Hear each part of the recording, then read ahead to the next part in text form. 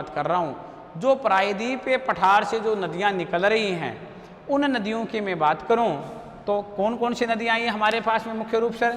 कृष्णा नदी है, कावेरी नदी है, गोदावरी है, नर्मदा है और तापी ने अपने घाटियों को, अपने वैली को, अब देखिए यहाँ पर घाटी शब्द आया, एक तंग और एक संकीर्ण रास्ता होता है, अर्थात एक तंग और सकरा जो मार्ग होता है उसको हम घाटी के नाम से जान, एक तंग और गहरा, एक तंग और गहरा भूभाग, यानी जो तंग होता है, नैरो होता है और गहराई होती है। अर्थात मैं बात करूं आपसे कि नदियों और महानदियों के द्वारा यानी वी आकार की और यू आकार की घाटियों का निर्माण किया जाता है। मुख्य रूप से बात करें कि जो घाटी बनती है वो वी शेप की बनती है, अंग्रेजी के वी शेप की घाटी का निर्माण होता है। मुख्य रूप से बात करें तो इन्होंने अपनी जो घाटी होती है यानी कौन सी, देखिए आप मुख्य रूप से जो मैं घाटी आपके सामने बनाने जा रहा हूँ इसकी आप शेप देखिए, इसकी शेप कौन सी है? अंग्रेजी के वी शेप की यह है घाटी है हमारे पास में। जब अंग्रेजी के वी शेप की ये घाटी हमारे पास में आ रही है तो जो दक्षिण से निकलने वाली जो नदियां हैं उन दक्षिण से निकलने वाली नदियों ने अपने घाटियों को क्या किया है? अपने घाटियों को गहरा किया है। यानी ये जो घाटी है जिसकी मैं आपके सामने देखिए डायग्राम आपको दिख रहा होगा, यानी इस घाटी वाले भाग को इन्होंने क्या किया है? गहरा करने का काम किया है। यानी इस भाग को और इसने ऐसे बढ़ाया है, इस भाग को और इसने गहरा किया है। अर्थात मैं कह सकता हूँ कि एक नदी के द्वारा बनने वाली जो आकृति है, इस आकृति के मैं आपसे बात करूँ तो इन्होंने यहाँ पर किसका काम किया है? गहराई का काम किया है। जो गहराई का काम किया है नदियों ने, जो नदियों ने जो गहराई का काम किया है, उस गहराई के पीछे की हम बात करें कि दक्षिण के जो प्रायद्वीपीय भारत की जो नदियां हैं उन नदियों ने ही इस प्रकार के कार्य को क्या दी है? इस प्रकार के कार्य को गति दी है। जब इस प्रकार के कार्य को गति दी है तो वो सारी प्रायद्वीपीय नदियां हैं, वह पेनिनसुला की नदियां हैं जिन्होंने अपने घाटियों को क्या किया है? गहरा करने का काम किया है। तो देखो रोचक तथ्य, इसी के साथ हम कॉम्बिनेशन में इसी के पैरेलल हम एक दूसरा तथ्य लेकर के आते हैं और हम उस दूसरे तथ्य की आपसे बात करते हैं। इसी की ओर हम बात करें और आगे हमारे टॉपिक को हम बढ़ाए तो हमारे पास में आता है, देखिए यानी दूसरी ओर, ये तो एक ओर रखिए और आप इसके दूसरी ओर आइए। दूसरी ओर यदि हम आते हैं तो दूसरी ओर की तरफ चलिए और आप बात करिए, आपके समझ में आए को गहरा किया है। मैं इसी को यहाँ ला रहा हूँ और आप जिससे आपके समझ में आए को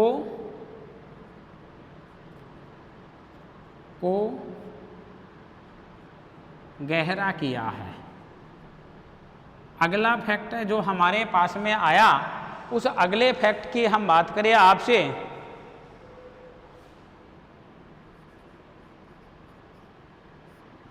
दूसरी ओर भारत के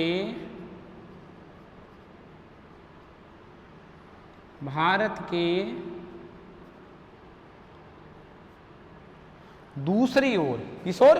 दूसरी ओर भारत के विशाल उत्तरी मैदान में, कौन से मैदान में? उत्तरी मैदान में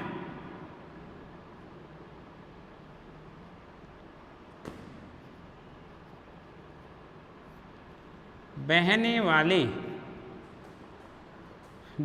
वाली मैं आपसे बात कर रहा हूँ गंगा नदी की, मैं बात कर रहा हूँ आपसे भारत के मैदान में जो बहने वाली नदियां हैं, मैं उनकी बात कर रहा हूँ आपसे गंगा नदी की।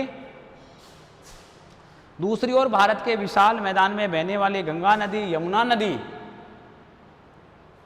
सिंधु नदी तथा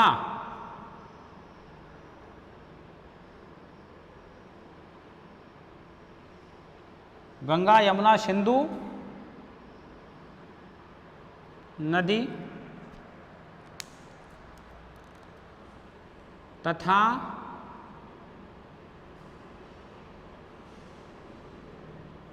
इनकी सहायक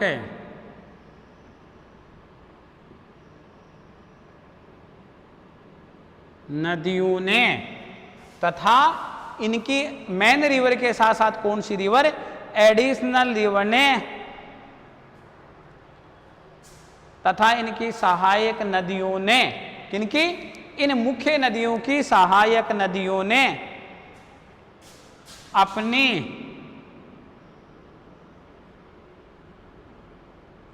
नदी के घाटी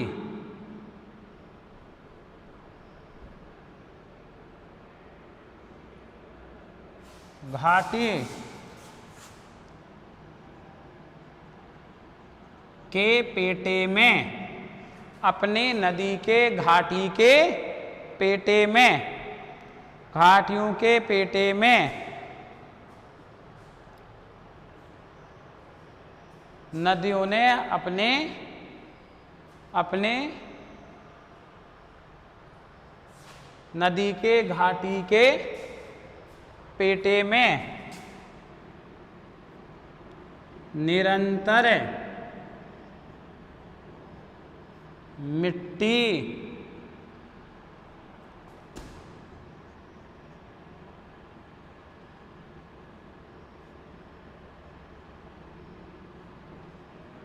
का जमाव किया है। देखिए, एक और तो हमारे पास में है दक्षिण भारत की प्राचीनतम नदियां, ठीक है, एक और तो दक्षिण भारत की प्राचीनतम नदियां कृष्णा, कावेरी, गोदावरी, नर्मदा और तापी।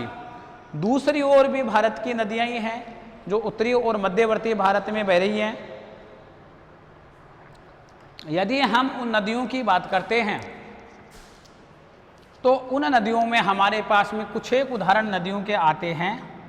उन उदाहरण की हम बात करें, जैसे गंगा नदी, जैसे गंगा नदी है, यमुना है और सिंधु है, तथा इनकी सहायक नदियां, ये तो मुख्य नदियां, ये तो मेन रिवर हो गई, और इनकी एडिशनल रिवर, इनकी सहायक नदियों ने अपने नदी के घाटी के पेटे में, देखो इस शब्द पर आवाज करो, इसको मैं हाईलाइट कर रहा हूं, पेटे में।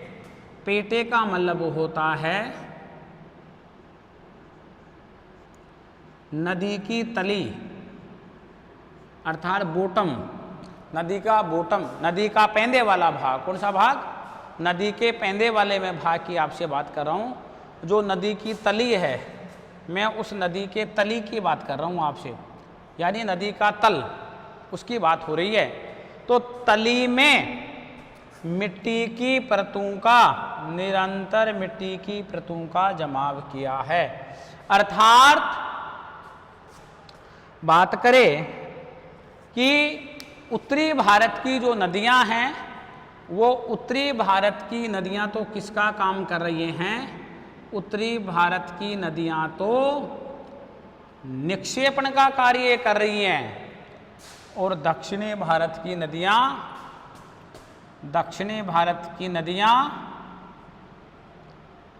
अप्रदन का कार्य करती हैं। यानी दक्षिणी भारत की नदियां तो अप्रदन कर रही हैं और उत्तरी भारत की नदियां निक्षेपण का कार्य कर रही हैं। देखो एक रोचक तथ्य कि देखो एक ही प्रदेश में दो प्रकार का रिवर चेन है, यानी एक तो प्रायद्वीपीय भारत का, यानी जो दक्षिण का प्रायद्वीपीय भारत है उसका, और एक और है हमारे पास में हिमालय की तरफ का भाग। यदि हम दोनों तरफ की बात करते हैं तो हमारे पास में यह निष्कर्ष निकलता है कि दक्षिण भारत की नदियों ने तो अपनी नदी की घाटी में अप्रदन, इरोजनल प्रोसेस किया है, घाटी को गहरा किया है, ठीक है ना। और उत्तर भारत की जो नदियां हैं, उन उत्तर भारत की नदियों ने क्या किया है? उत्तर भारत की नदियों ने मुख्य रूप से, यानी अपने नदी के पेटे में, यानी तल में, पैंदे में, बॉटम में मिट्टी के परतों का क्या किया है? मिट्टी की परतों का जमाव किया है। एक ही प्रदेश में दो प्रकार की जो स्थलाकृतियां बने, यानी नदी का जो क्रम है उसके द्वारा इस प्रकार की आकृतियां बने, तो हम ये कह सकते हैं कि इस प्रकार की आकृतियों के पीछे वहाँ की स्थलाकृतियां यानी उस प्रदेश का भूभाग जिम्मेदार है। इसी टॉपिक को हम क्या कर रहे हैं, आगे की ओर बढ़ा रहे हैं। जो हम सामान्य परिचय का हमने एशिया महाद्वीप का जो अपवाह क्रम चला रखा है, इस अपवाह क्रम के हम सामान्य परिचय की बात कर रहे हैं। और सामान्य परिचय की हमने अपवाह की परिभाषा की बात की। इसके अलावा हम एशिया महाद्वीप में किसकी बात की, एशिया महाद्वीप में कितने प्रकार का अपवाह पाया जाता है, उस अपवाह की हमने बात की। इसके अलावा एक ही प्रदेश में दक्षिण की नदियों के द्वारा तो इरोजनल प्रोसेस किया जा रहा था, और एक ही प्रदेश की नदियां जो उत्तर से निकल करके और मध्यवर्ती भारत में बह रही थी, उन नदियों के द्वारा डिपोजिशन का अर्थात कांप मिट्टी का क्या किया जा रहा था, जमाव किया जा रहा था। तो इस प्रकार का जो अंतर हमारे को दृष्टिगोचर हो रहा है, इस प्रकार का अंतर जो हमारे को दिखाई दे रहा है, यदि इस अंतर के पीछे की हम बात करते हैं तो यह अंतर जो हमारे पास में आया, यह अंतर यह आता है कि उस क्षेत्र विशेष की जो धरातल की बनावट है, जो फिजियोग्राफिक डिविजन्स हैं, उन डिविजन्स के आधार पर हम ये कह सकते हैं कि वहाँ की यानी भूगर्भिक संरचना ने वहाँ के प्रवाह को क्या किया है, वहाँ की नदियों के प्रवाह को परिभाषित के साथ साथ प्रभावित करने का कार्य किया है। इस कारण से नदियों के द्वारा इस प्रकार का कार्य किया जाने लगा। तीन और आगे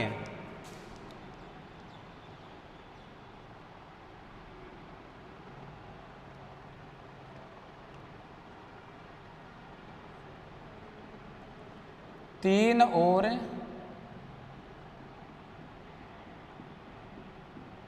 महासागरों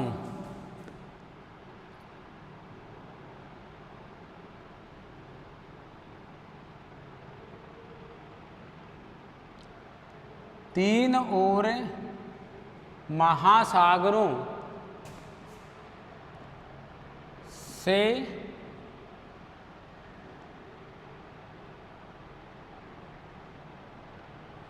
तीन और कौन है, एशिया महाद्वीप कितनी ओर से सागरों से घिरा हुआ है, तीन और महासागरों से घिरे एशिया महाद्वीप, तीन और महासागरों से घिरे एशिया महाद्वीप की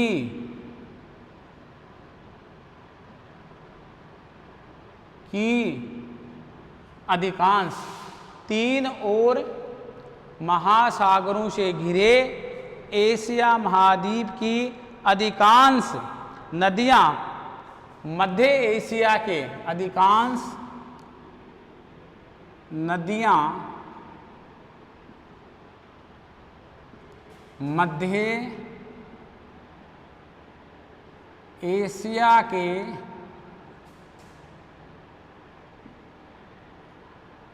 उच्च पर्वतीय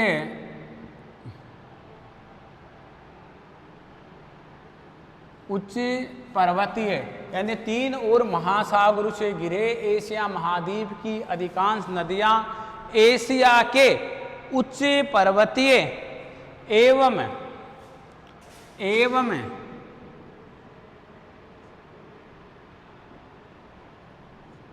पठारी भागों से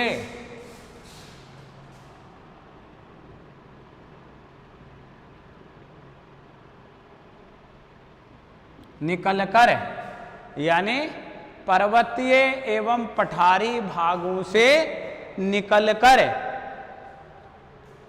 उत्तर दक्षिण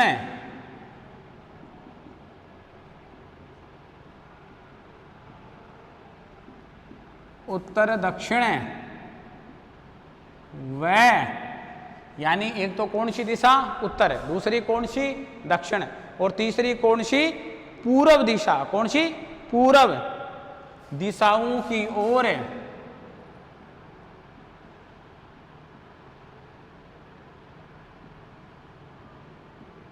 दिशाओं की ओर प्रवाहित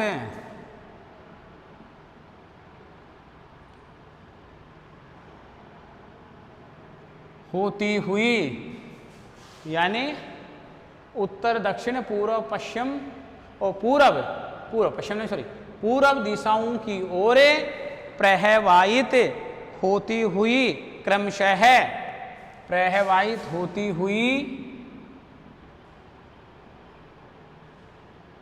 क्रमशः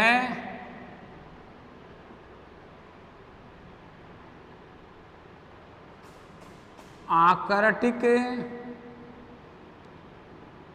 महासागर, मैं डायरेक्शन इंडिकेट कर देता हूं जिससे आपको थोड़ा सा पढ़ने में भी सुविधा होगी। आर्कटिक महासागर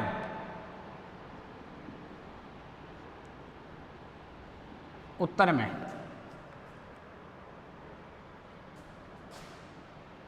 आगे है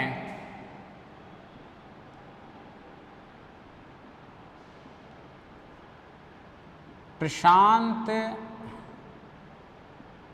महासागर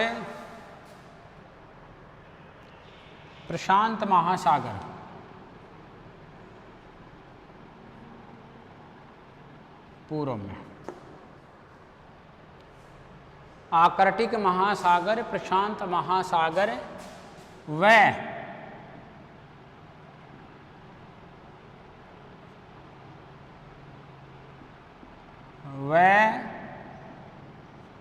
हिंद महासागर, वह कौन सा महासागर, वह हिंद महासागर में, अर्थात हिंद महासागर की मैं आपसे पास में दिशा इंडिकेट कर देता हूं। हिंद महासागर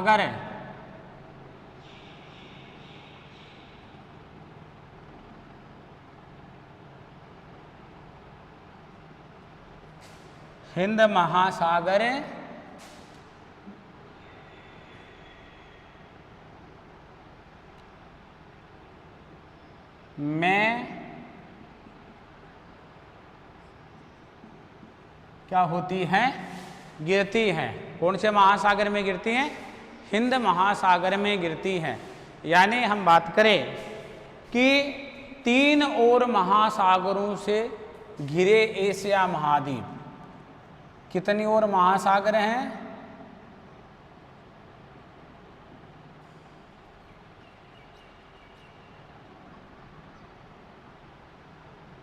कितने और महासागर हैं, 3 और महासागरों से घिरे, यानी 3 और महासागरों से घिर रहा है कौन सा महाद्वीप, एशिया महाद्वीप। यानी 3 और महासागरों से घिरे एशिया महाद्वीप की जो अधिकांश नदियां हैं मध्य एशिया के उच्च पर्वतीय, यानी कौन से भाग से, मध्य एशिया के उच्च पर्वतीय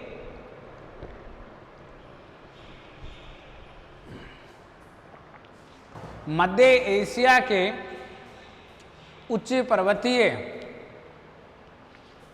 एवं पठारी भागों से निकलकर, यानी मध्य एशिया अर्थात, आइए आप पिछले क्लास पर एक मेमोराइज कीजिए आप, दूसरा प्रदेश मध्यवर्ती उच्च पठारी प्रदेश की हम बात कर रहा हूं, वहीं पर उसको ले जाके समायोजन, उसका रिलेशन बिठा दीजिएगा, यानी इसको जोड़िए। वहां से अधिकांश नदियां मध्य एशिया के उच्च पर्वतीय एवं पठारी भागों से निकलकर उत्तर दक्षिण, कौन सा भाग, उत्तर दक्षिण, यानी एक तो उत्तरी भाग, तो उत्तरी भाग में कौन सा ये रहा, उत्तरी भाग में कौन सा महासागर, आर्कटिक महासागर।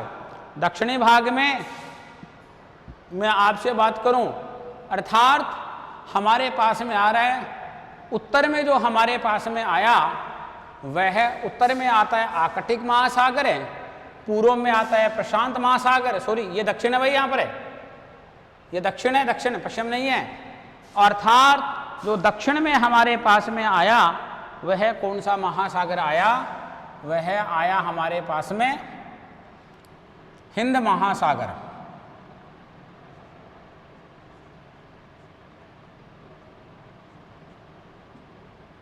हिंद महासागर में गिरती हैं, यानी एशिया महाद्वीप के जो अपवाह क्रम है, इसमें अपवाह क्रम की आपसे बात करूं, यहाँ से निकलने वाली जो नदियाँ हैं वह नदियाँ मुख्य रूप से जो गिरती हैं वह गिरती हैं कहाँ पर, एक तो ये नदियाँ गिरती हैं यानी आर्कटिक महासागर में।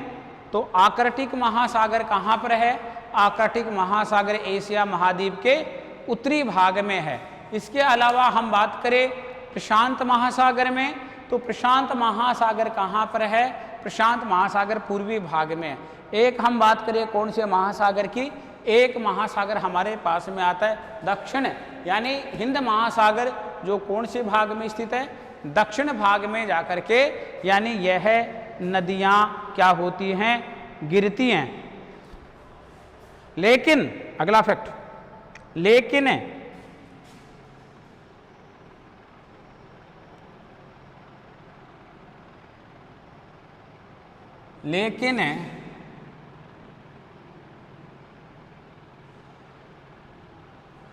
देखिए आप अगले फैक्ट की ओर चलिए। हम अगले फैक्ट की बात करते हैं कि लेकिन एशिया महाद्वीप का, लेकिन फिर भी एक शब्द और जोड़ लो थोड़ा सा, चलो ठीक रहेगा लाइन में। लेकिन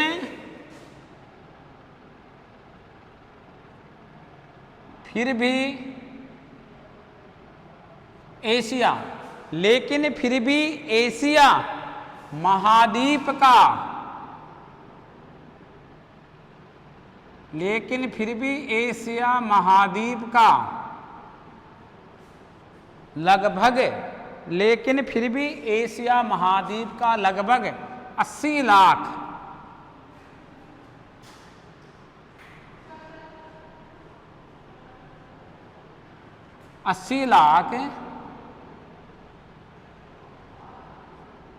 लेकिन फिर भी एशिया महाद्वीप का लगभग कितना भाग, 80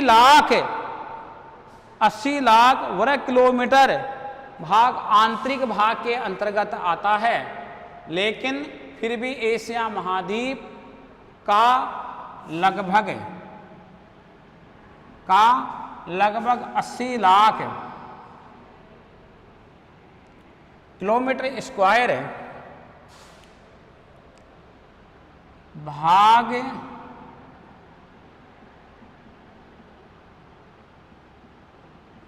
आंतरिक प्रवाह के अंतर्गत आता है। कितना भाग, यानी लगभग 80 लाख यानी किलोमीटर स्क्वायर का भाग है। यानी मैं इसी भाग को, यदि मैं आपसे बात कर लूँ कौन से भाग की, यदि मैं इस भाग की आपसे बात करूं तो ये जो लाख किलोमीटर स्क्वायर का भाग है ना, 80 लाख किलोमीटर जो स्क्वायर का भाग है, मैं इसी की बात करूं तो ये हमारे पास में, इसको आप कन्वर्ट कर दो 50 लाख वर्ग माइल, इसी को हम कह सकते हैं 50 लाख वर्ग माइल भी कह सकते हैं। यानी आंतरिक प्रवाह के अंतर्गत आता है। कौन से प्रवाह के अंतर्गत आता है, आंतरिक प्रवाह के अंतर्गत ये शामिल होता है, जिसका जल, जो जल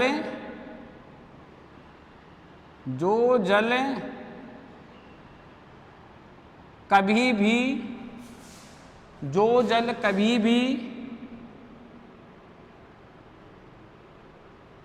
सागर में जो जल कभी भी सागर में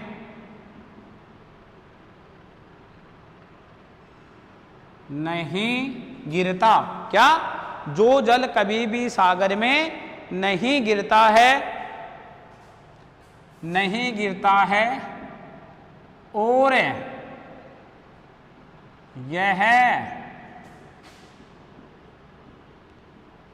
सूख कर, और यह जल क्या हो जाता है? गिरने से पहले क्या हो जाता है? सूख कर प्राय विलीन हो जाता है। सूख कर प्राय विलीन हो जाता है। और सूख कर प्राय क्या हो जाता है? वह जल सूख कर प्राय वह जल विलीन हो जाता है। सूख कर वह जल प्राय विलीन हो जाता है।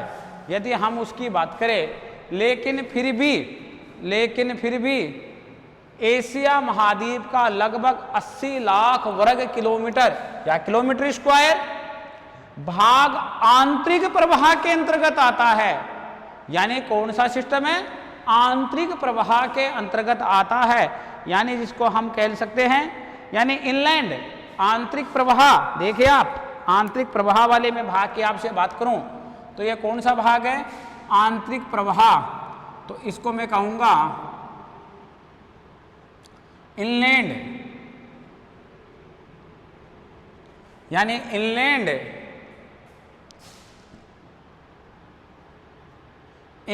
ड्रेनेज, ये कहलाएगा इनलैंड ड्रेनेज।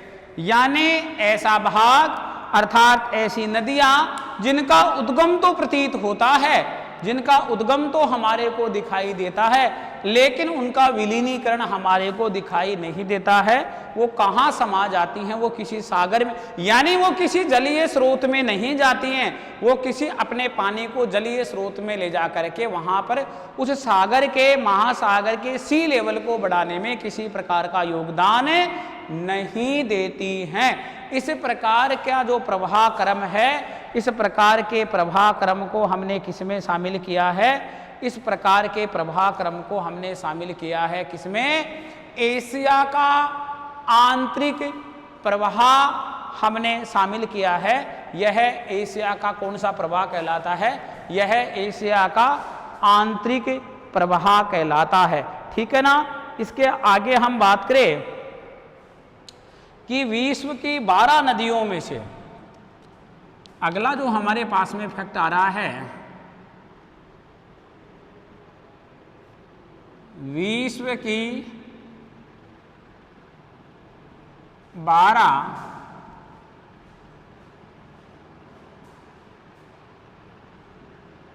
बड़ी नदियों में से, विश्व की 12 कितने? विश्व की 12 बड़ी नदियों में से कितनी नदियां? 7 नदियां। यानी विश्व की 12 बड़ी नदियों में से कितनी नदियां? 7 बड़ी नदियां। यानी विश्व की 12 बड़ी नदियों में से 7 बड़ी नदियां कौन से महाद्वीप में हैं? एशिया महाद्वीप में हैं। अर्थात एशिया महाद्वीप में क्या होती हैं? प्रवाहित होती हैं। यानी एशिया महाद्वीप की 12 बड़ी नदियों में से, कितने बड़ी नदियों में से? 12 बड़ी नदियों में से, यानी 7 नदियां ऐसी नदियां हैं जो कौन से महाद्वीप में हैं? एशिया महाद्वीप में हैं। अर्थात कौन से महाद्वीप में अपना योगदान दे रही हैं? अर्थात वो 12 बड़ी नदियां, जिनमें से 7 बड़ी नदियां कौन से महाद्वीप में हैं? यानी एशिया महाद्वीप में वह नदियां स्थित हैं। यानी एशिया महाद्वीप के मध्य में अगला महत्वपूर्ण फैक्ट है, एशिया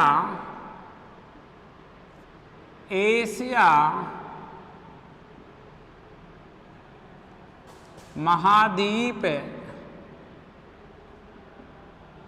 के मध्य में एशिया महाद्वीप के मध्य में हिमालय पर्वत श्रेणी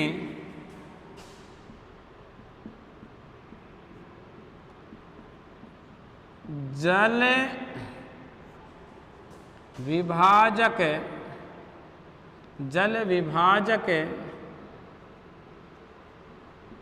के रूप में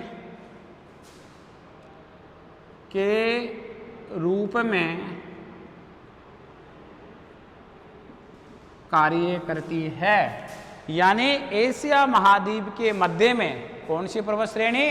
हिमालय पर्वत श्रेणी। हिमालय पर्वत श्रेणी यानी फिजियोग्राफिक डिवीजन सेकंड क्रम का प्रदेश, यानी जो पामीर की गांठ का जो क्रम है, यानी उसके पामीर की गांठ के क्रम के पूर्व भाग की ओर की जब बात कर रहे थे, जो असम तक और म्यांमार तक आगे बढ़ गई थी, तो असम में गारो खासी जयंतियाँ और कौन सी पर्वत श्रेणी? एक तो गारो थी, एक खासी थी, एक जयंतिया थी और एक पटकोई भूमि थी, ठीक है ना, पटकाई भूमि थी, उसकी हम बात करते हैं। तो यह हिमालय पर्वत श्रेणी ने किसका कार्य किया है? इसने जल विभाजक का कार्य किया है। अर्थात ये बेसिक जो जानकारी हम एशिया महाद्वीप के अपवाह की प्राप्त कर रहे हैं, इसी प्रकार से हम इस टॉपिक को आगे बढ़ाते हैं और हम क्षेत्रीय प्रकृति के आधार पर एशिया महाद्वीप के अपवाह के प्रकारों की बात करते हैं। क्षेत्रीय प्रकृति के आधार पर हमारे पास में आधार क्या है? क्षेत्रीय प्रकृति, यानी क्षेत्रीय प्रकृति के आधार पर जो हम बात कर रहे हैं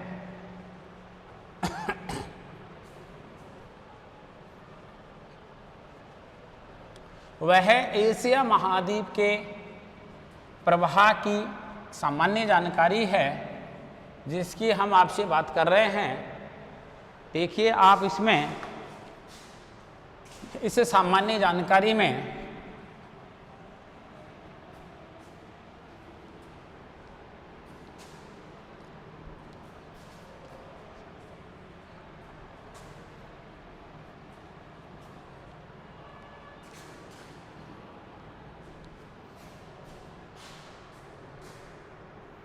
क्षेत्रीय प्रकृति के आधार पर, कौन सी प्रकृति के आधार पर? क्षेत्रीय प्रकृति के आधार पर एशिया महाद्वीप में अपवाह तंत्र का वर्गीकरण है।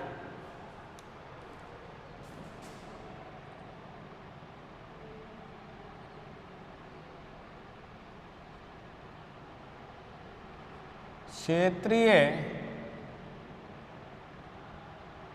प्रकृति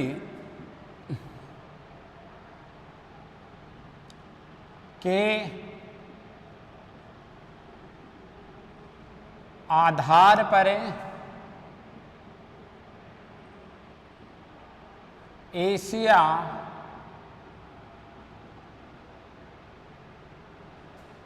महाद्वीप में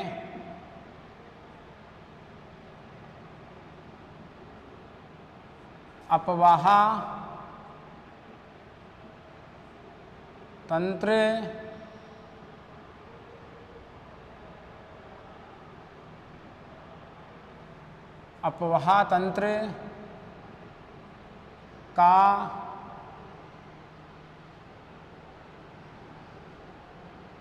क्या वर्गीकरण? हमारे पास में बेस क्या है? रीजनल, क्षेत्रीय प्रकृति के आधार पर, यानी जिस क्षेत्र में नदियां जिस सागर और महासागर में जाकर के गिरती हैं, हमने उसको बेस माना है, हमने उसको आधार माना है और उस आधार पर हमने इन नदियों का क्या किया है? इन नदियों का हमने वर्गीकरण किया है। यानी जो नदियां अपने पानी को किस क्षेत्र में ले जाकर के गिराती हैं, उस नदी का अपवाह क्रम उसी सागर के अनुसार तैयार हो गया है। तो हम पहले क्रम की बात करते हैं। जो हमारे पास में पहला क्रम आता है, तो पहला क्रम हमारे पास में आता है प्रशांत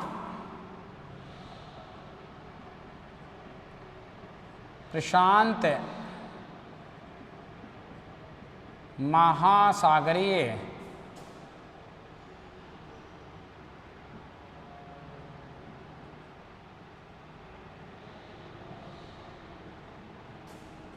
अपवाह क्रम, प्रशांत महासागरीय अपवाह क्षेत्र, प्रशांत महासागरीय अपवाह क्षेत्र। दूसरा हमारे पास में आता है, सेकंड जो हमारे पास में ऑर्डर ऑफ क्रम आ रहा है वह आ रहा है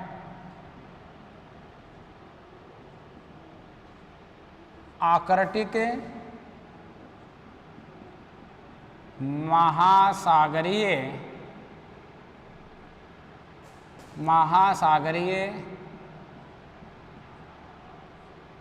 अपवाह क्रम। आप इसको क्रम लिखो, ज़्यादा ठीक रहेगा शब्द भी। अपवाह क्रम। हम तीसरे क्रम की बात करते हैं। तीसरा क्रम हमारे पास में आता है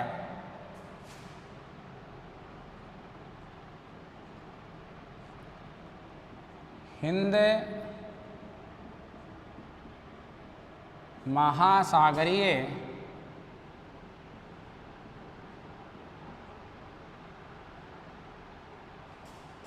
अपवाह क्रम, तीसरा। चौथा हमारे पास में क्रम आता है,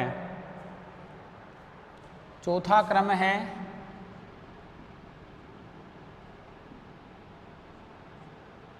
आंतरिक अपवाह क्रम। नेक्स्ट जो हमारे पास में अपवाह क्रम आता है यानी पांचवा,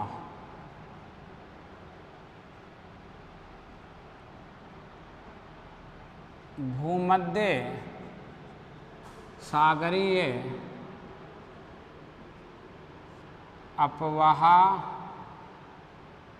क्रम। देखिए सीधी सी बात यही है, आपके मैं साधारण भाषा में बात कर लूं तो वह नदियां जो अपने पानी को प्रशांत महासागर में लेकर के जाती हैं वो प्रशांत महासागरीय अपवाह क्रम में शामिल हो गई।